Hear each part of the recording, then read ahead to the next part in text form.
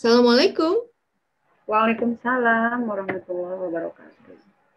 Apa kabarnya? Alhamdulillah baik-baik, walaupun masa pandemi, insya Allah sehat walafiat. Sehat selalu. Amin, alhamdulillah. Halo sahabat Edu, bertemu kembali di HUT RI 76 ini kita mengisi dengan berbagai informasi, dengan kedatangan ragam tamu dengan passionnya masing-masing dalam mengisi kemerdekaan ini, pejuang masa kini, tantangan menghadang, pejuang melanglang. Kita simak tamu berikut ini.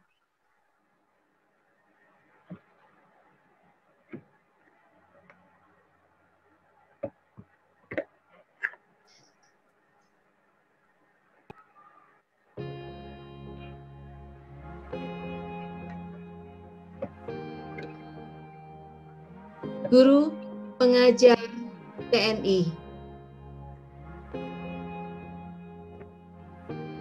Dr. Eva Rianti, Guru SDN 137 Cijero Kaso, Bandung, Provinsi Jawa Barat.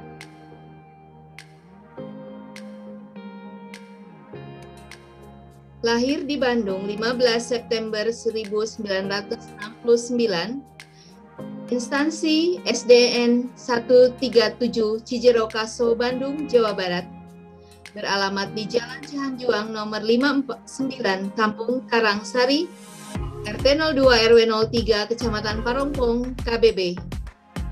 Aktif dalam kegiatan literasi dan kegiatan TNI mengajar. Riwayat pendidikan: Diploma 2 UPI 2009, S1 Universitas Terbuka 2010, S2 STKIP Pasundan Cimahi 2012, S3 Uninus Bandung jurusan Manajemen Pendidikan pada tahun 2021. Prestasi yang telah diraih: juara 2 lomba KTI tingkat SD 2010, Lomba Anugerah Widya Pratama bidang literasi 2009, pelopor pendidikan untuk PAUD TK 2016, dan guru berdedikasi dan loyal serta berprestasi pada tahun 2020.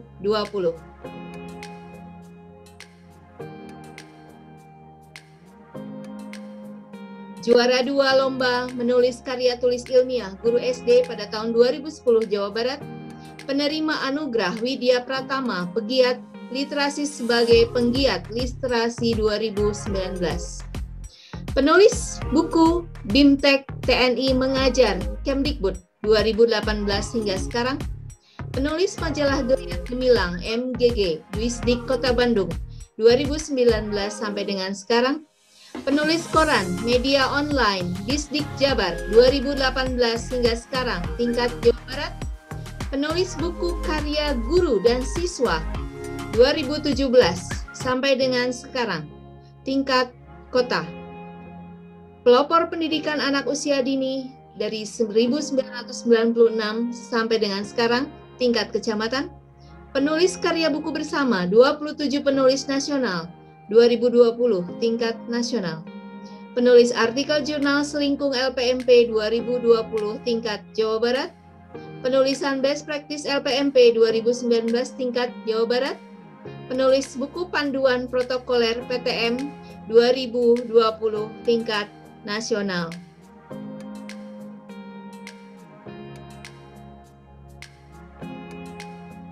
Pelopor pendidikan anak usia dini.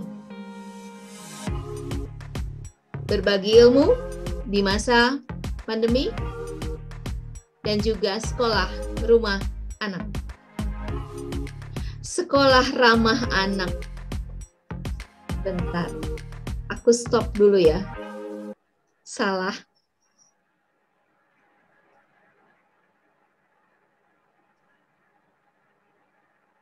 Kok jadi rumah?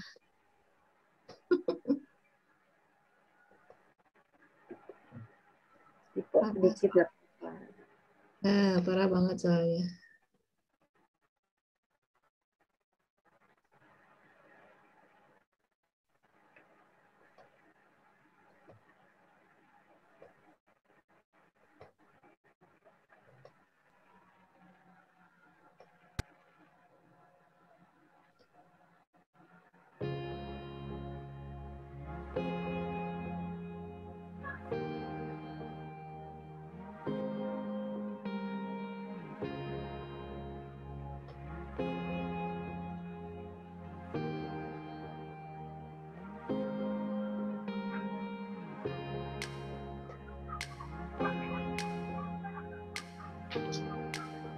Tetap berbagi ilmu di masa pandemi.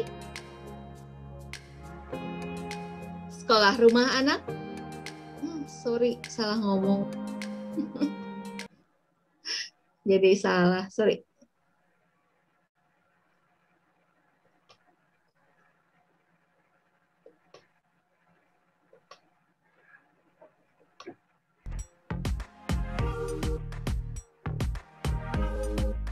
Tetap berbagi ilmu di masa pandemi. Dan juga berbagi ilmu sekolah ramah anak. Bahagia bersama anak-anak. Aku dan anak didikku dalam kegiatan lintas batas. TNI mengajar. Aku, dunia anak, dan TNI. Ketika kita berhasil, kita mendapatkan sesuatu. Ketika kita gagal, kita belajar sesuatu. Kegagalan dan keberhasilan jadikan sebagai sesuatu yang luar biasa dalam hidup. Bukan disesali, tetapi disyukuri.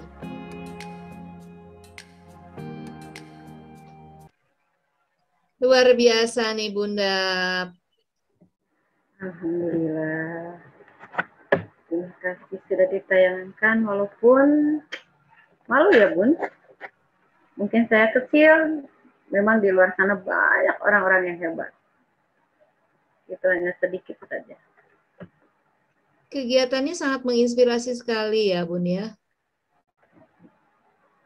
Bisa diceritakan nih, dari pengalaman mengajar levelnya bertingkat ya, dari TK sampai ke orang dewasa. Terlebih di sini TNI nih, waduh, benar-benar nih. Alhamdulillah. Ya mungkin Allah memberi kesempatan di usia saya yang memang tidak muda lagi ya Bu. Tapi itu semua memang butuh perjuangan, tidak instan begitu kira-kira. Betul. Iya, jadi yang namanya mendidik itu mungkin sudah panggilan hati, kemudian ada rasa cinta kepada anak didik, mulai dari kita istilahnya tertanamnya itu dari kita kecil ditanya oleh orang tua, oleh guru, apa cita-cita kamu? Nah di situ mungkin sudah tersirat, dan mudah-mudahan juga bagi teman-teman yang ada di sini ya, kalau bercita-cita itu niatkan dari sejak dini supaya apa? Supaya serius menekuni apa yang kita cita-citakan kemudian hari. Menjadi kekuatan doa ya. Betul, nanti akan berhasil atau tidak, itu mungkin dari usaha dan kerja keras kita sampai kita berhasil untuk mencapai semuanya. Itu kira-kira Bunda. Kalau dulu emang cita-citanya pengen jadi apa sih nih? Sebenarnya saya tipe orang yang konsisten, Bu. Ya. Jadi yang namanya prinsip, kemudian yang namanya niat itu mungkin dari kecil itu sudah diniatkan ketika ada tetangga. Pada saat itu saya mungkin SD ya Bu ya. SD itu ada tetangga pada satu hari melihat begitu asiknya memeriksa soal ulangan, begitu cekatan. Nah dari situ saya tertarik, wah asik sekali jadi guru, bisa menilai pekerjaan siswa begitu tepat. Nah dari situ muncul keinginan, wah betapa mulianya seorang guru, kalau saya nanti sudah besar pengen jadi guru. Nah di situ sebenarnya awal mulai ya. Dari keluarga sama sekali tidak ada background. Oh begitu, tidak ada satupun. Enggak, bapak saya dari TNI, dari Sesapa. Backgroundnya pernah kuliah di jurusan hukum Unpad pada saat dulu pada waktu mudanya beliau sempat mencicipi dunia pendidikan di Unpad jurusan hukum. D2 kalau dulu ya diploma 2 itu ya. Kalau sekarang mungkin S1 dan seterusnya. Jadi disitulah ada semacam keinginan untuk menjadi guru ketika melihat tetangga sedang asik mengerjakan pekerjaan sebagai gurunya, yaitu kelas berapa dulu? Ya mungkin ada kelas 3 atau kelas 4 SD lah Bu Sri ya. Jadi saya itu senang ya? gitu lihat pekerjaan guru. Kemudian ada juga tetangga itu yang satu lagi, karena dari TK, ya mungkin dulu TK ya belum seramai sekarang, selalu diajak oleh Bu Kartini almarhumah dulu itu ya. Kalau suruh Agustusan seperti ini, naik panggung, nyanyi. Lagu pertama kali naik panggung ketika saya usia sekitar 3 tahun, 4 tahun itu masih ingat ya, mungkin kurang lebih lah TK. Saya nyanyi bersama teman-teman, dibimbing oleh Ibu Kartini, lagunya Dua Mata Saya. Ya lucunya, ya luar biasa kalau sekarang ditampilkan, wah mungkin ngakak ya Bu Sri ya. Jadi dua mata saya, hidung saya satu, dan seterusnya. Jadi mungkin hal seperti itu yang membuat dan menginspirasi saya, sehingga saya pengen betapa mulianya jadi guru, betapa happy-nya jadi guru, betapa senangnya seolah-olah tidak ada beban dan ceria setiap hari. Bahagia terus bersama anak-anak ya. Iya, itu mungkin yang menginspirasi awalnya kenapa saya menyenangi profesi ini. Jadi alhamdulillah ya Bu Sri ya, mengajar TK dari tahun 96. SD mungkin dari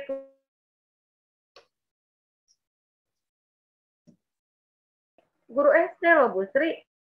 Karena saya backgroundnya SPG Negeri 2 Bandung, saya lulusan tahun 89. Kemudian guru PNI ini juga saya merasakan, dan saya juga ya sedikit banyak berkecimpung dengan anak-anak mahasiswa, terutama di dalam membimbing selain TNI mengajar, juga membimbing para mahasiswa PPG Daljab yang mungkin dari Kemendikbud dipercaya untuk membimbing sampai mereka istilahnya menuju uji kinerja atau mencapai sertifikat sebagai tenaga pendidik, atau istilah sekarang mah mendapat sertifikasi selembar kertas yang berharga. Nah di situ saya membimbing sampai mereka mencapai uji kinerja, dan kebetulan saya mungkin bekerja dengan pihak UPI, Universitas Pendidikan Indonesia. Kalau itu yang membuat saya lebih lebih fokus bagaimana keilmuan didaktik metodik saya lebih diaplikasikan ya, diaplikasikan kepada para mahasiswa, juga kepada para TNI. Tetapi kalau di SD dan TK mungkin itu kolaborasi dari keilmuan saya ketika saya duduk di bangku SPG dan mungkin S1, itu barangkali Bu Sri ya. Ini tapi tinggalnya kok jauh nih Bu nih. Iya. Sekarang ngajar kan di Bandung ya. Betul. Tinggalnya di Parongpong. Iya. Begitu. Jadi ya bolehlah saya flashback dengan kelahiran saya. Saya itu sebenarnya orang Kota Bandung, lahir di Bandung, ya lebih daerah Pajajaran, Jatayu lah.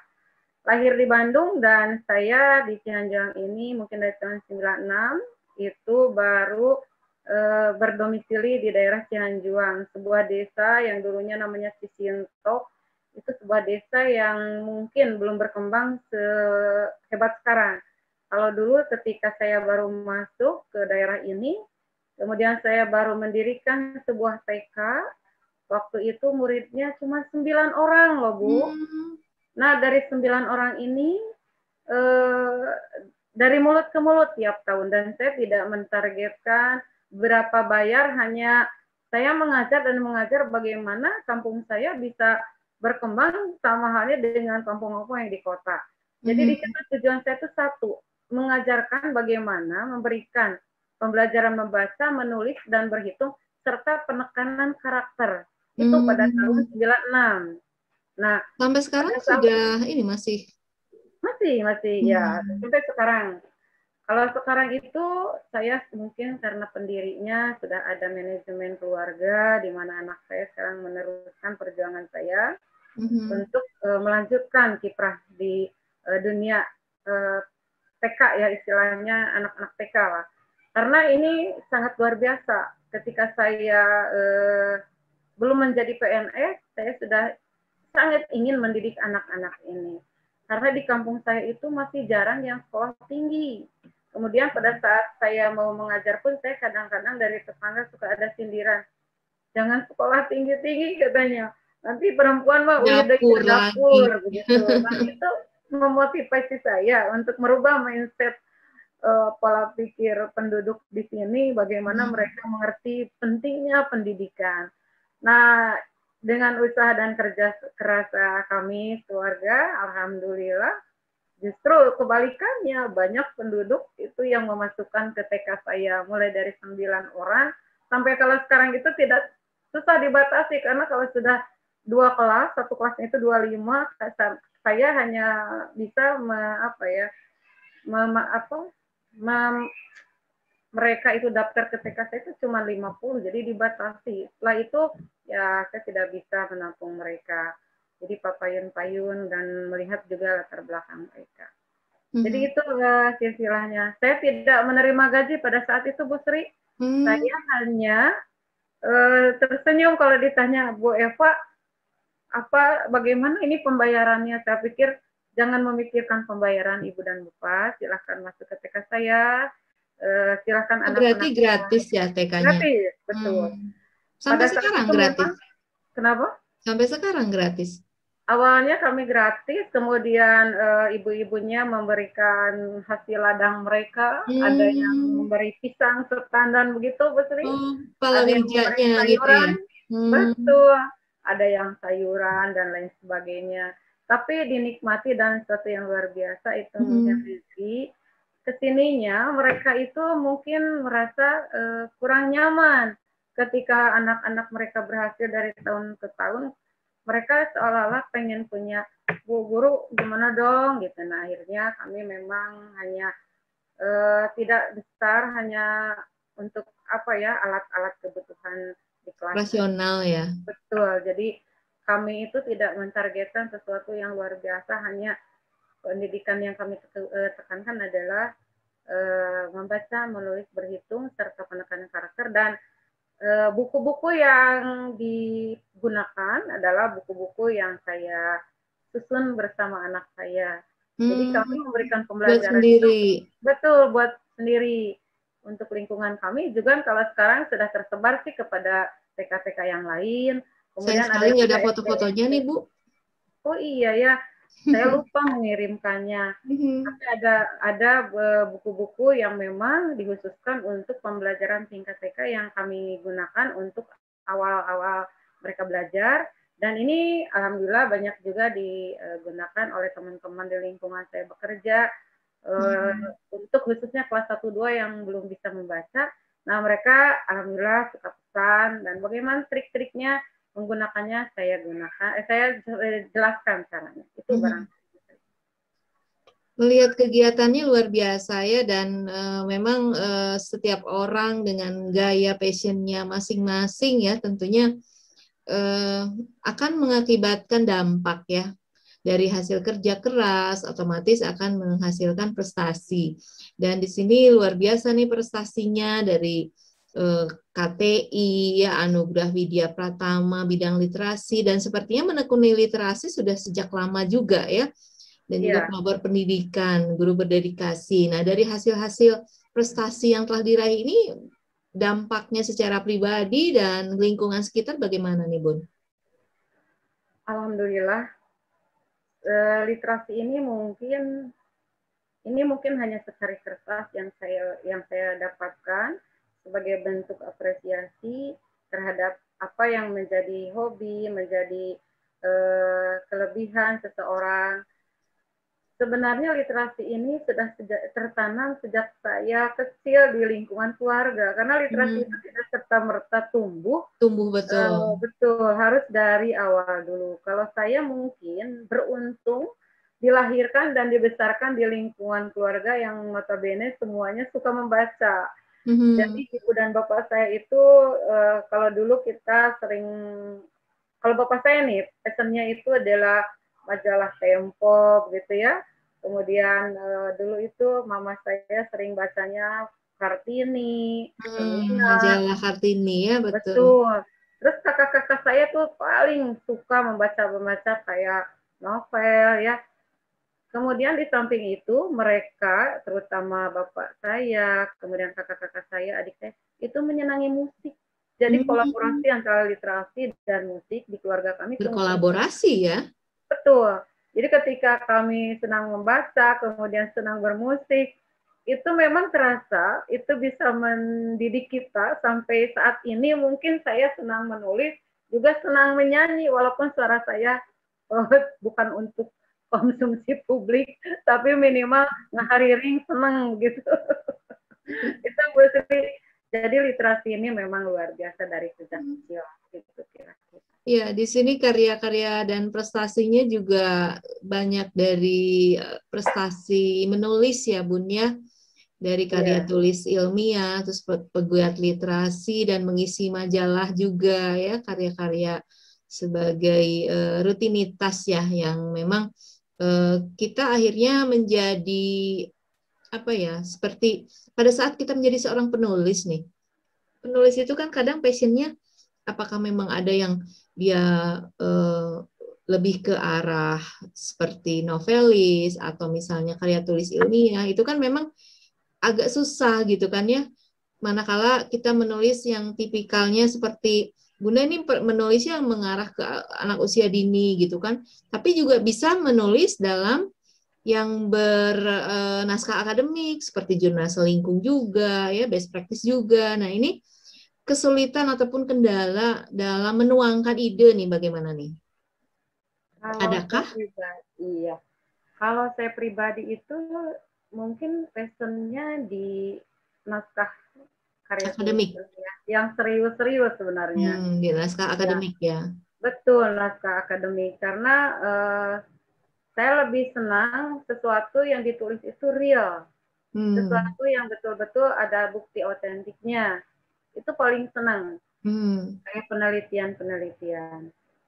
Pun kalau ada semacam saya menulis cerpen, menulis puisi yang sifatnya fiksi, itu sekedar hiburan, bagaimana kegalauan hati saya dituangkan di dalam bentuk tulisan.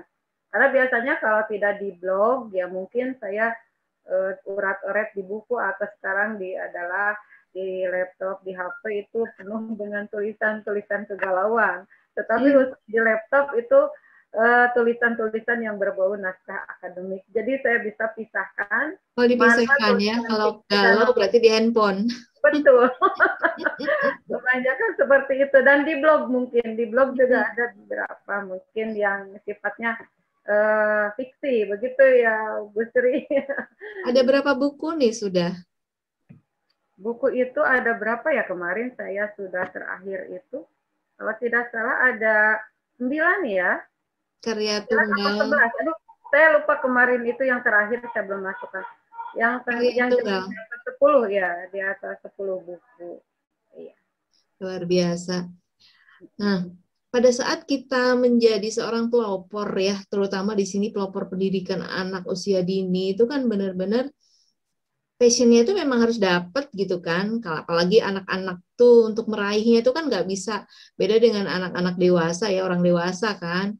Kalau anak-anak kan istilahnya harus ada dari hati gitu kan. Nah, ini bagaimana nih cara merangkulnya nih bisa seperti ini? Mungkin saya tipe orang yang sangat mencintai sesuatu yang unik. Di anak itu terdapat keunikan tersendiri. Individu seorang anak adalah individu yang unik, berbeda-beda. Satu kelas itu misalnya ada 25 siswa di sini di TK. Satu kelas 25 dengan 25 karakteristik yang berbeda-beda. Kalaupun saya menerima 2 kelas, ada 50 keunikan. Dan keunikan itu menggelitik saya untuk memberikan sesuatu yang berbeda sesuai dengan kebutuhan mereka. Yang ini mah butuhnya begini, yang ini begini, dan memperlakukannya juga sangat berbeda. Nah itu barangkali anak dini yang betul-betul menggelitik saya lebih dalam, ini loh dunia saya. Ketika saya tahun 96 membangun TK ini. Kemudian karena dari tahun ke tahun kami dipercaya, alhamdulillah banyak alumni yang setelah ke SD-nya lalu mereka juara di tingkat kecamatan, di tingkat kabupaten untuk kalau dulu mah ada ini ya, anak-anak itu ada calistung ya. Mereka itu kalau sudah juara lapor ke kami, Bu Eva, aku juara, aku ke bawah ke kabupaten. Itu betul-betul ya? Motivasi, betul. Jadi mungkin dari mulut ke mulut mereka sangat interest kepada sekolah kami. Begitupun kami begitu mengapresiasi yang menjadi keluhan-keluhan masyarakat di sekitar kami, sehingga kolaborasi orang tua dengan pihak sekolah itu terbangun dengan baik. Sampai akhirnya banyak yang berhasil, itu mohon dukungan daripada orang tua dan masyarakat. Tentunya itu. Kolaborasi berarti ya? Betul, ada komunikasi juga. Iya. Nah, berbicara tentang berbagi ilmu nih, sepertinya Bunda nih tanpa henti terus belajar ya, terus berbagi, menebar inspirasi, menebar semangat. Walaupun di masa pandemi masih tetap nih ya, nih Zoom meeting-nya luar biasa. Dalam sehari itu bisa berapa kali nih, Bun?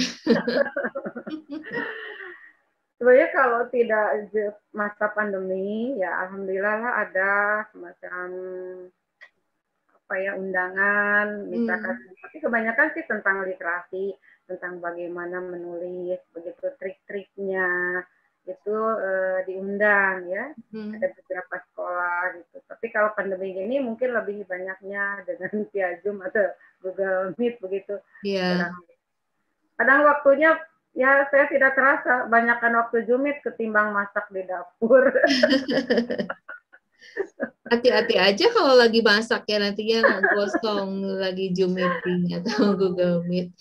Nah, itu sering. Karena ibu-ibu mah harus bisa membagi waktu dengan baik, tapi tetap saya ke apa itu artinya ketika sebentar lagi nih sebenarnya ternyata udah gosong. Nah, ini menarik nih, sekolah ramah anak. Yang dituangkan dalam sekolah ramah anak itu seperti apa ya? Sekolah ramah anak itu sekolah yang kurang lebih tidak membuat anak menjadi stres, menjadi nervous, menjadi takut sebelum dimulai, tapi memberikan suasana yang nyaman, membuat mereka betah, membuat mereka itu merasa ini rumah kedua saya setelah di rumah. Jadi ketika di sekolah itu sudah kita siapkan kondisi-kondisi yang tadi sudah saya sebutkan, anak itu merasa nyaman, merasa ingin belajar. Jadi sebelum kita menaklukkan anak dari sisi keilmuan, barangkali kita taklukkan dulu hatinya. Jadi kita mencoba untuk membuat anak tersenyum, membuat anak nyaman. Bahagia, sebelum materi dia betul materi disampaikan. Kan kadang-kadang anak itu ada yang takut dengan matematika, ada yang takut dengan gurunya, ada yang takut dengan temannya. Itu barangkali suasana-suasana seperti itu tidak boleh terjadi di sekolah. Itu barangkali. Berarti filosofi Ki Hajar Dewantara itu betul-betul kental ya di sekolah ramah anak. Ya. Nah, bagaimana mempola model ataupun program ya dari sekolah ramah anak dikolaborasikan dengan yang saat ini memang sedang digaungkan ya dengan karakter pelajar Pancasila, itu bagaimana? Sebagai teknisi pendidikan di lapangan, kita di sekolah itu tidak sendiri bekerja. Kita memiliki tim, ya, di mana tim ini harus bisa saling berkolaborasi, memberikan masukan-masukan ketika kita ingin meraih suatu cita-cita. Salah satunya misalkan di masa pandemi ini ada tim yang berkolaborasi bagaimana menciptakan jika seandainya tatap muka diberlakukan. Misalnya itu satu yang kami kerjakan pada saat ini. Nah, bagaimana sekolah itu bisa ramah terhadap situasi pandemi yang seperti ini? Maka kami membuat tim yang kuat sehingga dibentuklah dari mulai ketua, kemudian bagaimana anggota dan lain sebagainya, tupoksinya masing-masing dijelaskan dengan baik, kemudian gandengannya siapa saja. Jadi ketika program-program yang digulirkan di sekolah untuk membuat sekolah ramah anak itu tidak serta-merta ujug-ujug, tapi kita membuat satu tim, tergantung temanya seperti apa. Kalau kemarin-kemarin kita tim berkolaborasi dalam mensiasati bagaimana seandainya tetap muka, maka kita membentuk sekolah yang ramah anak, tetapi di masa pandemi ini seperti apa. Tetap kolaborasi dari semuanya. Ada yang menjadi penanggung jawab utama. Tentunya di dalam hal ini ada pimpinan yang selalu membuat ketenangan kepada kita bekerja. Jadi kolaborasi dari pimpinan, teman-teman guru, semuanya itu bisa menciptakan bagaimana sekolah bisa terlaksana dengan program-program yang telah kita tentukan. Itu barangkali Bu Tri ya. Ini benar-benar tantangan sebetulnya ya Bun ya. Betul, iya. Jadi kita ini kalau membuat satu program, misalnya tidak serta-merta ujug-ujug, tetapi kalau misalkan di awal kita masuk di tahun ajaran baru, kita kan selalu mengadakan rapat awal tahun. Di situ program setiap orang, setiap fokus itu dijabarkan apa saja. Analisis kebutuhannya kali ya Bu ya. Betul, salah satunya misalnya program literasi yang kebetulan menjadi pesan saya.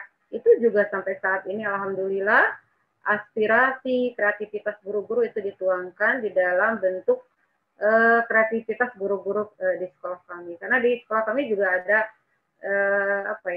semua hasil karya itu dikumpulkan dan insya Allah dibentuk menjadi sebuah buku hasil karya. Hasil karya siswa.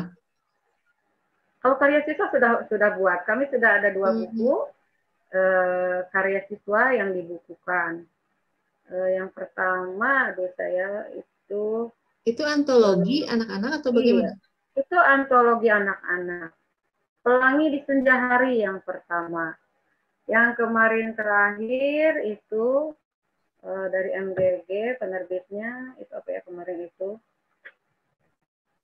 Saya lupa itu. Yang kemarin yang pertama Pelangi Senja Hari, yang kedua itu apa ya? Mungkin nanti bisa di-share ke Bu Sri. Berarti anak buat sendiri terus diedit oleh guru masing-masing atau bagaimana prosesnya?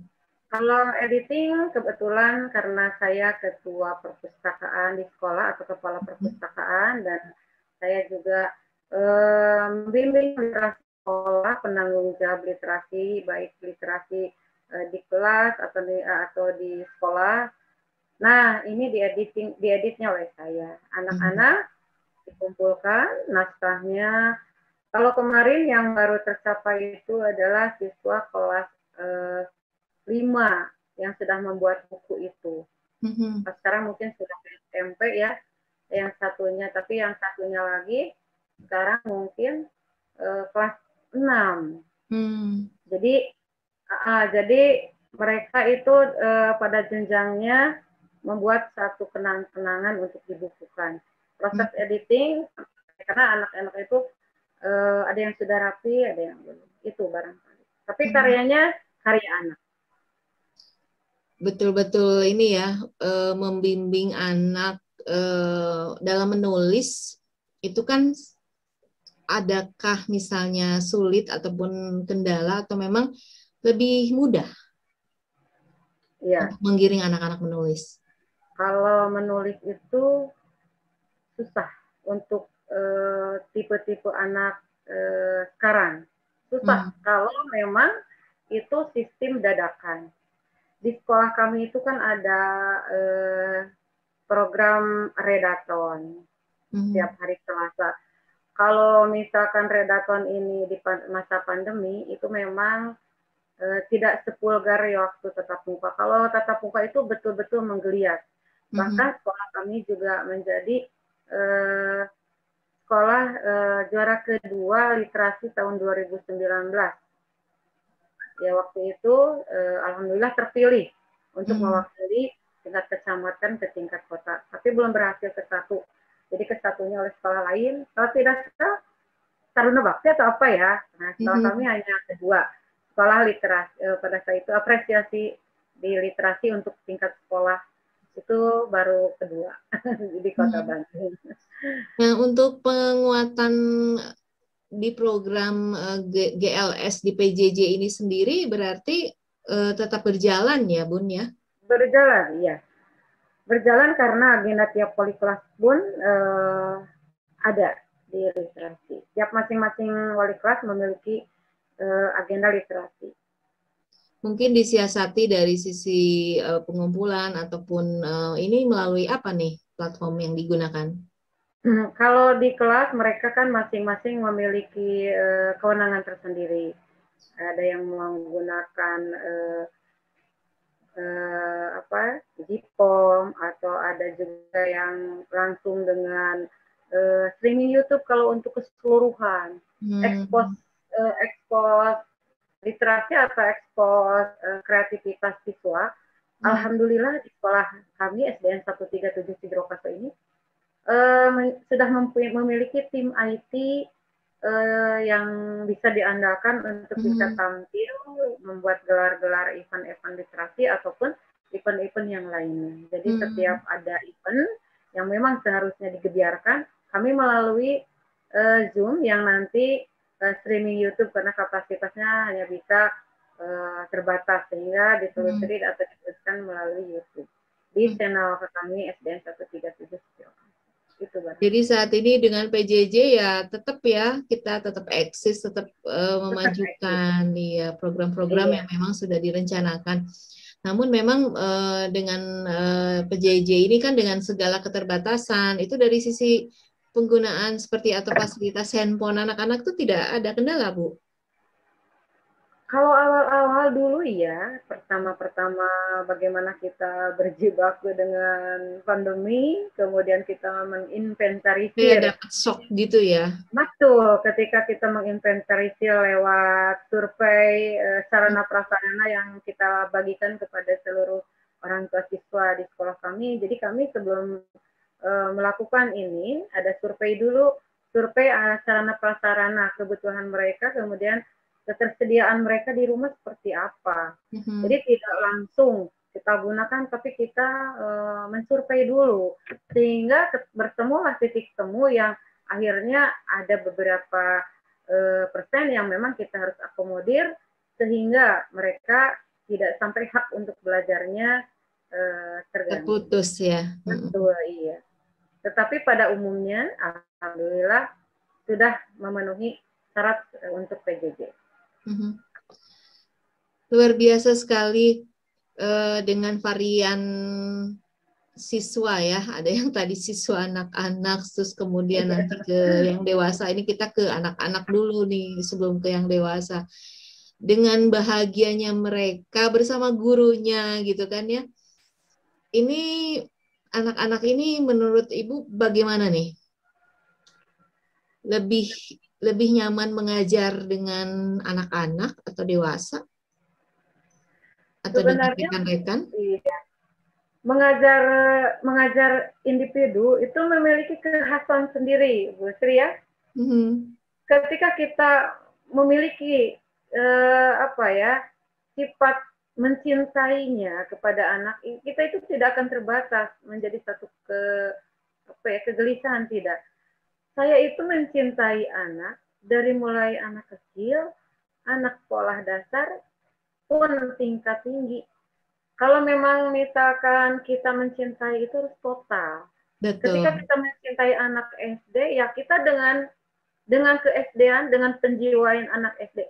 Karena saya kuliah mungkin banyak belajar tentang psikologi perkembangan. Psikologi perkembangan ini kita mulai dari buku-buku bagaimana karakteristik anak SD, anak TK, kemudian bagaimana para mahasiswa.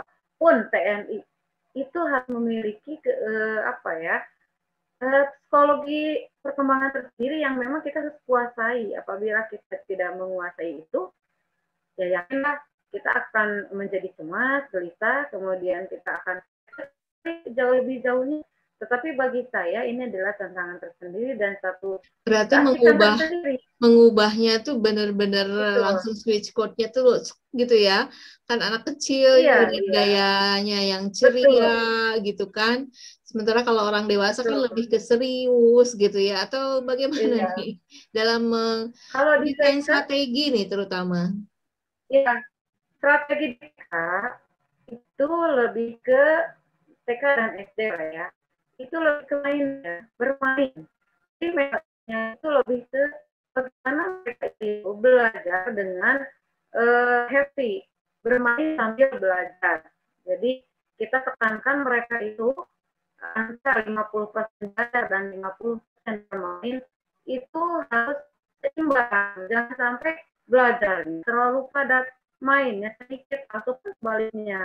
Jadi kita siasat belajarnya dengan bermainnya yang porsi balance seimbang.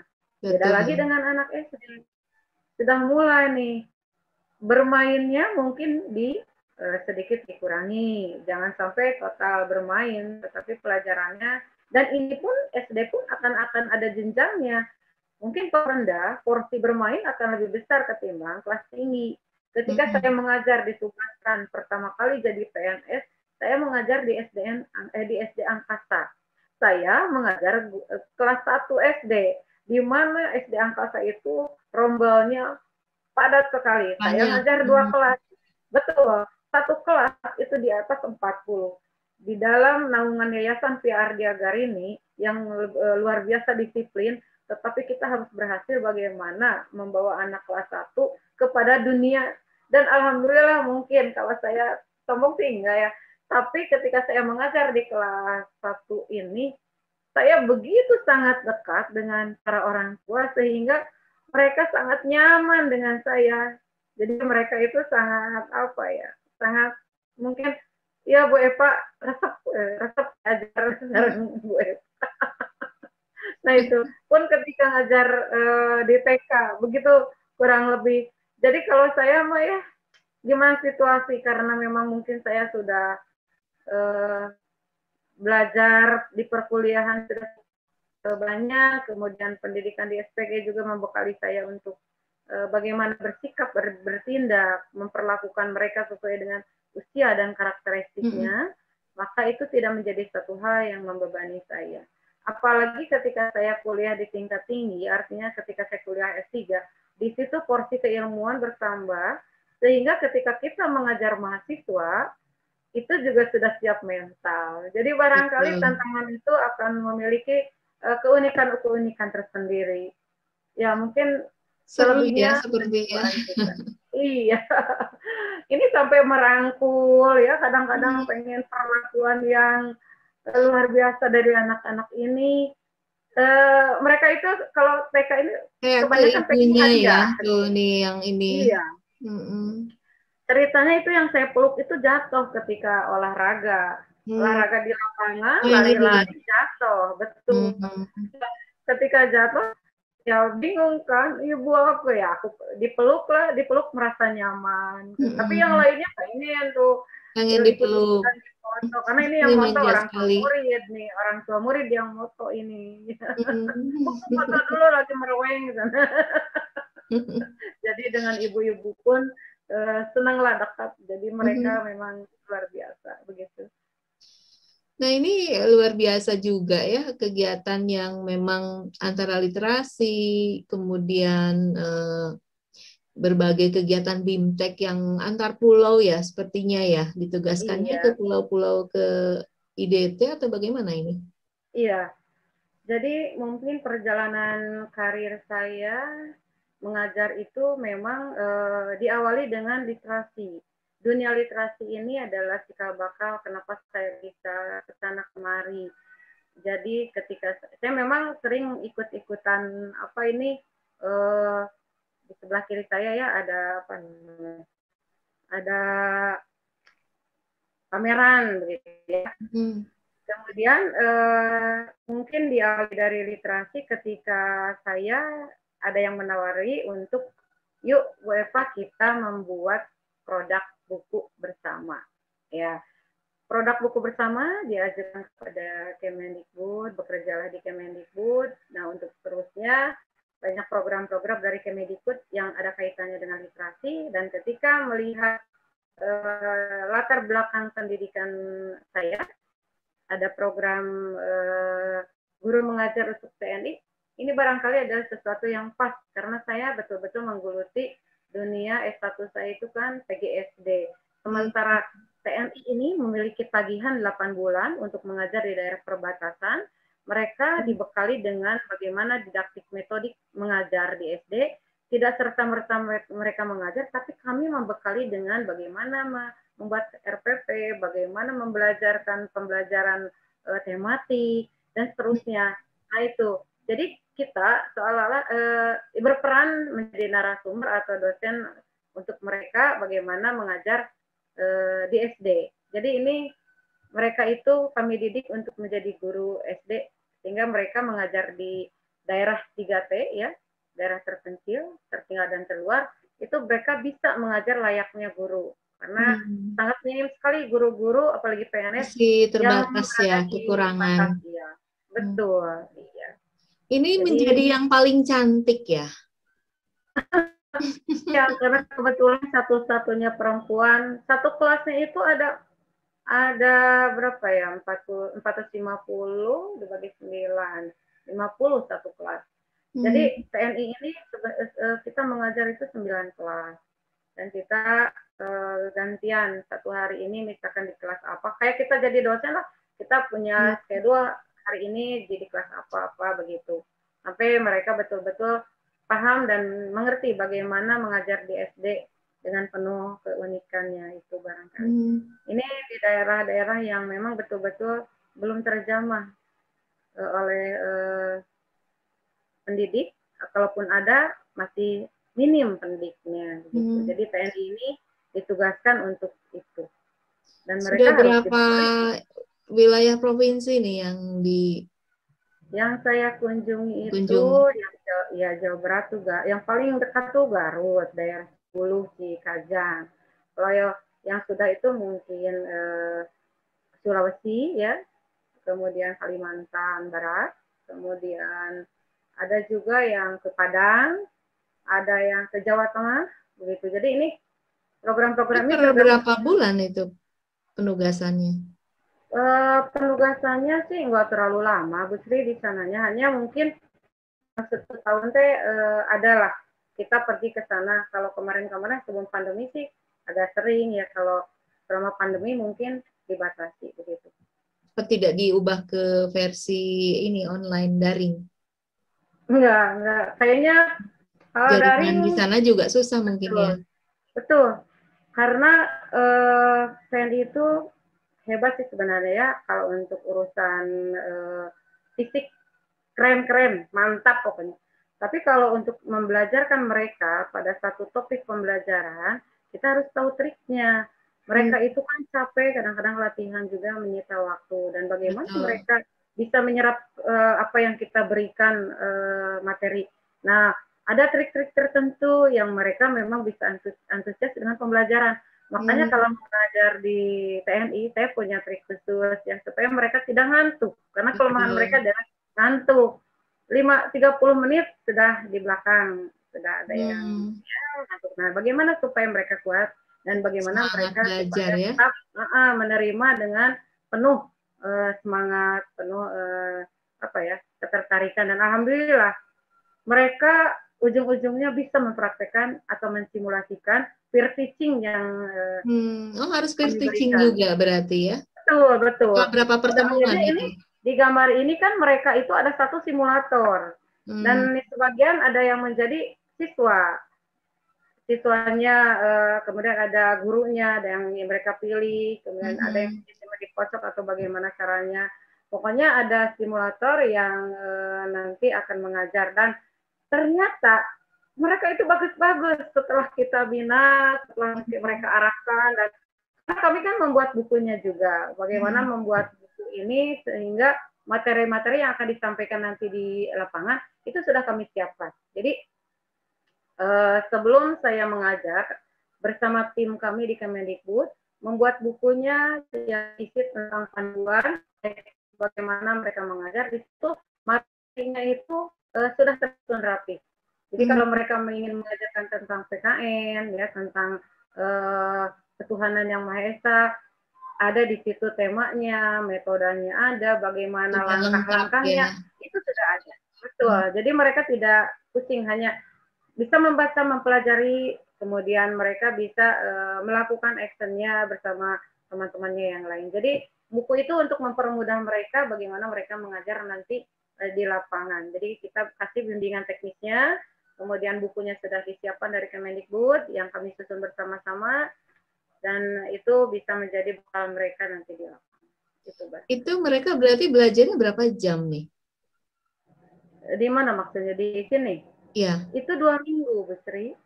Oh, 2 minggu full dari pagi sampai sore.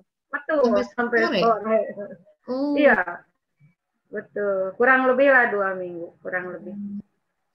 Seru banget nih sepertinya ya, dilihat dari wajah-wajah gitu kan mereka, walaupun. Tapi 2 minggu itu dengan persiapannya. Kalau ngajarnya di kelasnya nggak sampai 2 minggu, kurang dari 2 minggu. Tapi alhamdulillah mereka bisa menyerap apa yang kami berikan selama mereka menjadi bimbingan kami, atau kami memberikan semacam arahan kepada mereka. Karena mereka itu pada intinya senang mendapat ilmu. Ya. Hanya saja kita harus tahu triknya. Jadi kalau saya itu triknya seperti gambar di atas, bawa keluar. Kemudian saya belajar bagaimana mereka kalau mengajar. Betul. Di kelas juga kadang-kadang ada contohnya bagaimana mengajar, bagaimana metodenya, bagaimana kan kita kalau mengajar itu kan ada banyak keterampilan-keterampilan, ada keterampilan bertanya, bagaimana keterampilan kita mengajarkan materi dan lain sebagainya. 8 keterampilan mengajar. Ini berapa siswanya ini? Itu 50 satu kelas. Oh, 50. Dan itu satu kelas itu kan tinggi-tinggi kadang-kadang. Tapi masih muda-muda gini ya, di usia berapa ini?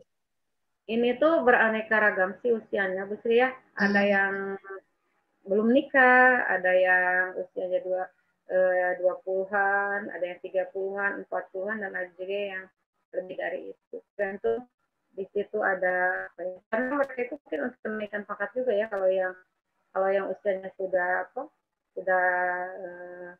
lumayan cukup umur, ada mungkin untuk kenaikan pangkat, mungkin itu dibutuhkan untuk itu. Kalau anak-anak yang muda, itu mungkin sama juga sih untuk tagihan-tagihan tugas mereka. Yang paling mengesankan di daerah mana nih? Di wilayah semua mana? mengesankan sih, iya. Cuman kalau di Garut tuh dingin, tapi kalau di daerah-daerah luar ya, yang paling mengesankan itu ketika kita di Maros, Sulawesi. Jadi antara bandara dengan hotel atau dengan jarak tempuhnya itu hampir berapa ya?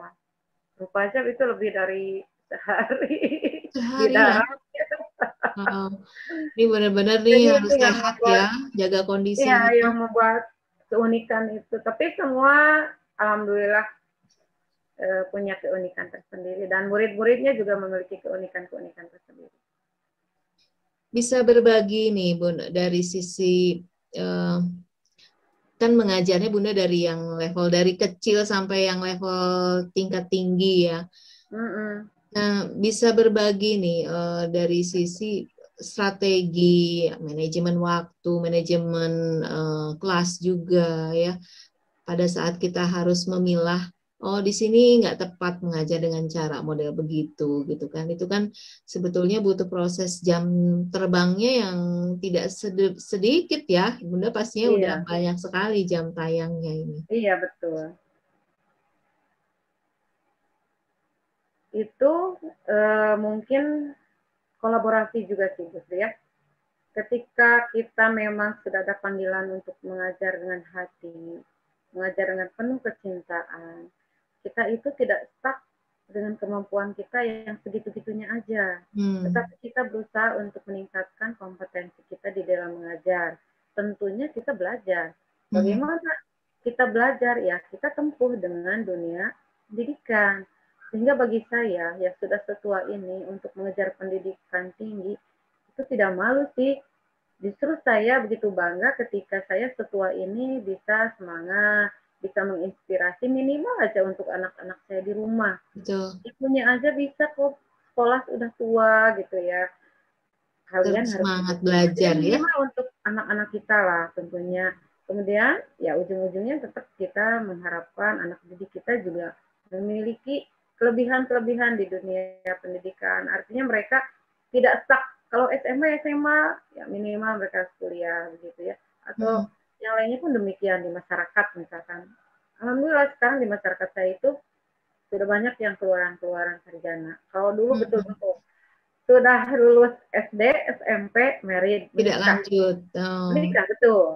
Jadi kalau sekarang itu perubahannya luar biasa. Saya bangga. Sudah menjadi kebutuhan ya iya, bagi mereka ya. Betul. Jadi sekarang itu minimal mereka mengetap SMA itu udah banyak, betul ya. Kalau zaman saya kesini itu ya begitulah kira-kira. Alhamdulillah dengan kehadiran saya di sini, di kampung saya, sedikit banyak mungkin menjadi inspirasi buat masyarakat. Walaupun saya tidak terlalu bagaimana, tapi minimal ketika saya melihat perubahan ini dengan mata kepala saya sendiri, saya bangga di situ. Bukan ingin dielungkan, tapi minimal saya mempunyai sesuatu yang ya apa sih yang bisa saya bawa nanti untuk di akhirat nanti. Barangkali seperti itu kira-kira. Tak terasa sudah di penghujung waktu ya Bu ya. Iya. Dunia anak, aku, dunia anak, dan TNI. Ketika kita berhasil, kita mendapatkan sesuatu. Ketika kita gagal, kita belajar sesuatu. Dan kegagalan, keberhasilan dijadikan sebagai sesuatu yang luar biasa dalam hidup. Bukan disesali, tapi disyukuri. Ini luar biasa sekali nih kata-kata ini, Bunda. Apa yang memang sudah menjadi keberhasilan kita tentunya tidak semerta-merta ya, pastinya kan ada background di belakang ataupun proses yang memang harus ditempuh. Bagaimana nih menurut Bunda? Aku, dunia anak, dan TNI. Ya, ini adalah dunia aku, dunia seorang Parianti. Dunia seorang anak kecil yang dulu bercita-cita ingin menjadi seorang guru. Nah, di dalam perjalanannya, itu tidak serta-merta mulus rahayu. Tapi ada beberapa hal, kalau boleh dikatakan kegagalan, bisa jadi. Karena kadang-kadang kita itu kecewa sedikit menganggap itu satu kegagalan. Kenapa? Karena kalau kita hanya bahagia dengan pencapaian itu aja, tidak ada cambukan, rasanya progres kita itu tidak nampak. Sehingga saya sudah selalu mengatakan, wah saya gagal nih ngajarin anak kok berjuang tidak bisa, bagian tidak bisa. Itu bagi saya itu merupakan satu kegagalan. Untuk lebih mempush anak kembali. Nah, ketika kita gagal, kita belajar sesuatu, betul. Ketika kita mencapai sesuatu itu merasa tidak maksimal, itu saya anggap gagal. Tetapi saya belajar dari kegagalan itu. Bukan berarti sesuatu yang harus kita sesali, aduh, saya tidak bisa, lalu stuck di situ aja, tidak. Justru dari kegagalan, saya coba bangkit. Ketika saya, ini mungkin dulu ketika saya tidak lanjut langsung kuliah ketika lulus SPG, karena pada saat itu mungkin ibu saya punya anak 7. Sehingga saya tidak bisa melanjutkan kuliah langsung seperti orang lain. Dan saya harus kuliahnya nanti nunggu saya bisa berhasil dulu begitu. Padahal tidak begitu, orang tua itu memang sangat luar biasa, begitu adilnya. Hanya saja mungkin belum, tapi itu bukan berarti satu gagal. Sesuatu yang kita belajar bagaimana memicu dan memacu adrenalin kita supaya terus bisa termotivasi belajar. Betul. Nah, alhamdulillah itu berhasil ya. Tapi keberhasilan juga ya tetap ya harus kita anggap sesuatu yang menjadi hal yang harus disyukuri, ya. Betul. Artinya ketika kita berhasil bukan berarti kita jadi sombong, bukan kita seolah-olah ini aku pasang dada, enggak. Justru semakin kita banyak ilmu, bagi saya itu sesuatu yang memang harus kita renungi, betapa banyaknya, betapa bodohnya kekurangan kita banyak, kebodohan kita nampak, itu yang saya rasakan. Sehingga belajar itu memang harus terus-menerus. Tanpa Lifelong henti ya, Bun ya. education bagi kita itu tetap ditanamkan, begitu kira-kira gitu ya. Nah, kalau segala sesuatu itu terjadi, apapun bentuknya, kegagalan, keberhasilan, tetaplah sesuatu yang harus disyukuri. Karena keduanya memberikan sesuatu yang berbeda motivasinya. Ketika gagal, kita termotivasi untuk berhasil. Ketika berhasil, kita termotivasi untuk lebih berhasil dan tidak menjadi sombong. Tetapi semuanya harus disyukuri. Itu barangkali. Luar biasa Bunda, sangat menginspirasi sekali nih. Sebelum ditutup, 3 kata deh. 3 kata tentang pengajar TNI.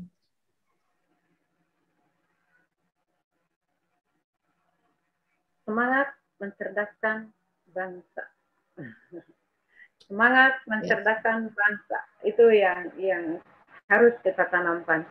Baik TNI, kita sebagai guru, cerdaskan bangsa melalui pendidikan, terutama bagaimana berliterasi yang baik dan benar. Luar biasa sekali Bunda. Sehat selalu. Amin, amin, amin. Terima kasih sudah hadir di sini. Sudah sama-sama kita berbagi pengalaman yang luar biasa. Sama-sama, alhamdulillah. Dan juga mungkin terima kasih kepada Bu Sri yang sudah memberikan kesempatan buat berbagi, walaupun bagi saya ini adalah hanya sedikit yang bisa saya berikan untuk teman-teman yang ada di sini. Barangkali yang hebat-hebatnya di luar sana bisa saya gali lagi, eksplor lagi apa-apa yang belum saya bisa, dan tentunya untuk anak didik kita. Itu barangkali. Terima kasih ya Bun ya, sehat selalu. Sama-sama, amin, amin ya Allah, amin ya Rabbal Alamin. Sama-sama, Bu Sri juga sehat ya. Ya, sehat selalu, alhamdulillah. Terima kasih. Itulah tadi sahabat Edu, luar biasa dengan berbagai passion setiap orang, potensi yang dimiliki, itu menjadikan kita bisa saling berbagi dengan sesama, apapun, dimanapun, dan dengan siapapun. HUT RI 76, isilah kemerdekaan ini dengan berjuang. Pejuang masa kini dalam tantangan menghadang, pejuang melanglang. Salam. Assalamualaikum warahmatullahi wabarakatuh. Waalaikumsalam warahmatullahi wabarakatuh. Sahabat Edu, demikianlah 17 guru pejuang masa kini mengisi kemerdekaannya dengan passion masing-masing. Tantangan menghadang, pejuang melanglang. Salam. Assalamualaikum warahmatullahi wabarakatuh.